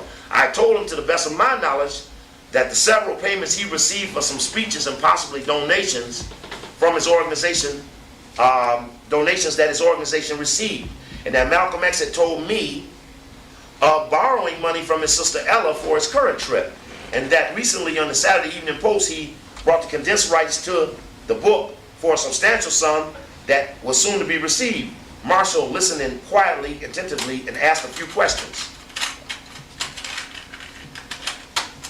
Marshall listened quietly, attentively, and asked a few questions concerning other aspects of Malcolm X's life and thanked me. I wrote Malcolm X in Cairo that night about the interview. He never mentioned it. Now, Malcolm down there dead in Cairo getting poisoned. Right. You're going to write him a letter someplace in Cairo where he don't live. Right. And you're going to say, well, you're removing your guilt of being an informant on Malcolm. You wrote him a letter to tell him you were informing on him. You didn't send it to his house where he was likely to read it, or his wife could have read it to him over the phone when he called him home every night. Right. You're going to send it to Cairo Right. and say he didn't answer. Right. Who's to say he ever got it? Right. Exactly. But that was just to remove his guilt of having done it. That just vouches for the level of pressure. That's why the suspicion that whites would have over why someone would give money. I was always telling you about it. Maybe it was going to be OJ. Maybe it was going to be Michael Jackson. It was going to be Tupac. Every week we think we got the one with the big money, and then they're either dead, in jail, or something. Weird. Luther Campbell, Luther from down there in Miami, when he was doing Griff, back to Public Enemy, when they first was going, all the way down. Every time we got near big money, they took big money away. So when I passed, I had all you big monies who have kept me going. Like Big Money James and Big Money Robert, who in actuality, again, this is another thing you would greatly underestimate. The little things that you do to help, you would greatly underestimate, but you would only pick up the weight of it if you understand the weight of the work that we're performing. Oh, by the way, one of the things, I did not go to Chicago this weekend. I had a scheduled speech in Chicago, but I didn't feel good about it. And a couple of people put up some money so I didn't have to go. That was very important, that we didn't have to go to Chicago. But I'm being besieged by requests to give my analysis on the CIA drug story. And one of the things you notice I have not done, outside of just tipping you on a few things, every week I mention one thing, is not to do the CIA drug story because I don't want to be ventilated. I would much prefer for them to shoot their wad that they're shooting. But I've gotten calls from white press, from black radio all over the country. When they were holding this conference, they were making me the keynote of a conference last Saturday in Chicago. It was the Copley to do the CIA drug story. So I didn't show. So they sent me a call to say we'd like to reschedule. And it says, you are the only thing missing. You are the only thing missing from our understanding of how we should see the CIA drug story. Now I got far more important things than some issue about CIA drug story that they should be listening to, that they don't hear, to want to hear this real bad, which is where the whites are ventilating all the blacks all over about to what extent do they know of this. My option is that I got, that they don't got, is I got the boys. I got the boys, the Bloods and the Crips. I got the boys in Chicago. The boys who did the stuff. And the boys' story, again, is much deeper. Remember right here I told you all that we announced a tribunal? Right. Did y'all see what was on the polls around D.C.? Y'all see it? Anybody see what was on the polls? The LaRoches called for a tribunal, open testimony on the drug case. George Bush. Put flyers all over the corners asking for blacks to come in and testify to them about the drug story. And I told right here that somebody was going to do that shit. Of course, there wasn't nobody there and shit. You didn't see or hear nothing about it. They had no real impact. But they tried. They tried. And that was really intriguing. Really intriguing. Yes, Brother Robert. There's a black Russian dude that be up Maryland. Man, this got an argument, right? He called me a spectator. So I told him, I can be what you want me to be. But he said he going to have a forum of Maryland on that George Bush. Yeah. Yeah, I'm sure they are. But Steve, I think this is deep too. While everybody's talking about the CIA thing, Secretary of State is over in Africa, dealing with, trying to recolonize African nations. I think that's a real power. In fact, what I needed too was, I brought this here. I need you, Juan. In the day's post, and I know Brother Buddy brought me the article on Secretary of State Christopher is in Burundi, Rwanda. No, he's in Angola now. And he tells Jonas Sanvivi to come on out the bush. We ain't gonna fund this destabilization program that we funded with you for so many years. All them African babies you helped us kill. But the key thing is that at the bottom of the story, is and this was a section I was going to do called New World Order in the News. I just need to show you the bottom of the story. Brother Juan, get your pen out. Bottom of the story says, now this is where I want you to understand how news is changing. The whites now recognize they can't run the whole news to the masses of the people. For 25 cents, you can hear for 25 cents you can hear that the State Department, Christopher, told Sanvivi come out the bush. But only if you got internet. It says to read the European Union's official criteria. Oh, that's the wrong story. Oh, that's the European voter story.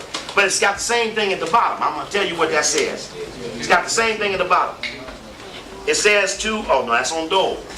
I'm looking for Warren Christopher being in, where'd he go here? Christopher reproaches rebel Sanvivi.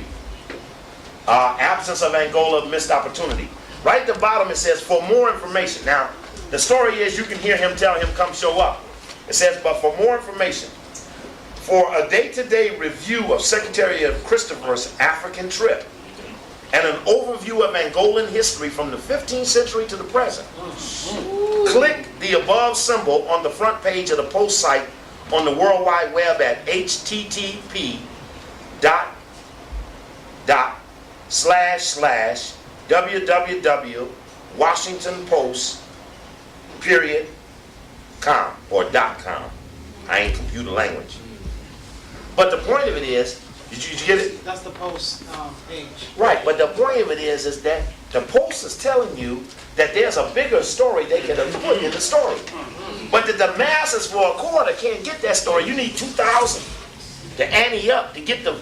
You can get Christopher across Africa. Like Christopher is destabilizing Africa right now. Right, and the French are mad. The French are arguing with the United States saying that this is still our part. Right. In fact, I had a tape that I was going to show to you from the constituency on Africa at the Black Caucus. where the white man Herb Cohen, who was once what? Undersecretary for African Affairs. Undersecretary of State of African Affairs, a white man. And all these others were speakers under Congressman Payne, and they were talking about the French was giving them the hardest time in obeying the rules in Africa. What family runs France? Thank. So when you say France, you say Rothschild. So Africa's got this problem. Rothschild is part of the problem, but America ain't no other solution.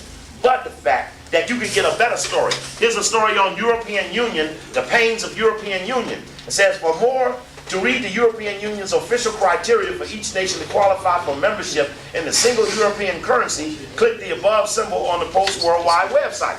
In other words, they know it's a deeper story that they could give, but they ain't giving the story for a quarter. You got to have 2,000 to get that story. And I'm not saying you got 2,000, but the point of it is that the better story is not in the mass-produced items.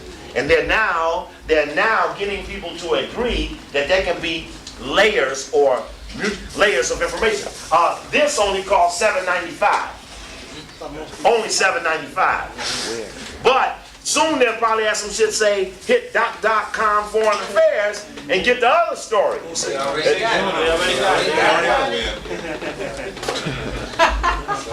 you see I'm late. You see how late I am.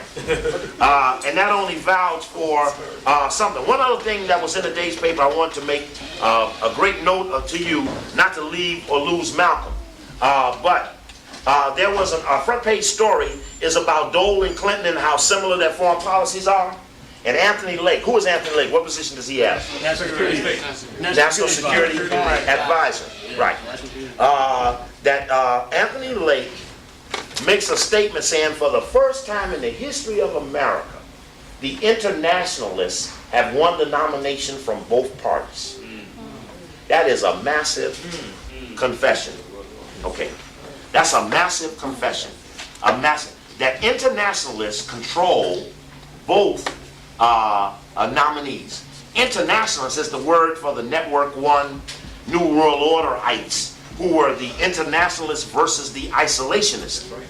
Said Anthony Lake, quote, in today's Washington Post, October 15th, 96, quote, the internationalists have won in each party, said Lake. That has almost historic significance because it means that we have headed off what could have been a reverse in the wake of the Cold War to a traditional American foreign policy which was insular more than isolationist. And that's a major confession, saying that Dole and Clinton are together on Soviet bloc countries, NATO, on arms to the Bosnians. Said they do everything alike because they all use the same people who all come out of the same Network One, that all of them are grossly similar. One last thing I want to read to you. I had taped this Malcolm X, the shooting of Malcolm X in the movie, Malcolm X movie by Spike Lee. I wanted to show you that, but I left the TV in the VCR.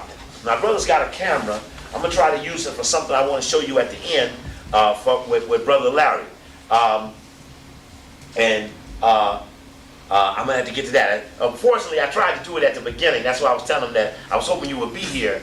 And I also got Brother Donald that I wanted to have. Last week we talked about the Boule, Roscoe Bruce, and these 20,000 parents who were available to demonstrate against the Boule for their domination of the public school system. And Brother Donald left last week and went and researched something about Roscoe Bruce, who was the man who was being attacked as being the person alleged in a conspiracy to control DC public school system on behalf of the Boule, who were running out of Howard University, running the Boule. And we read military intelligence. We read military intelligence report stating how they were trying to translate what the Boule meant and stuff. Okay, well, what's the time? 10 o'clock. Okay.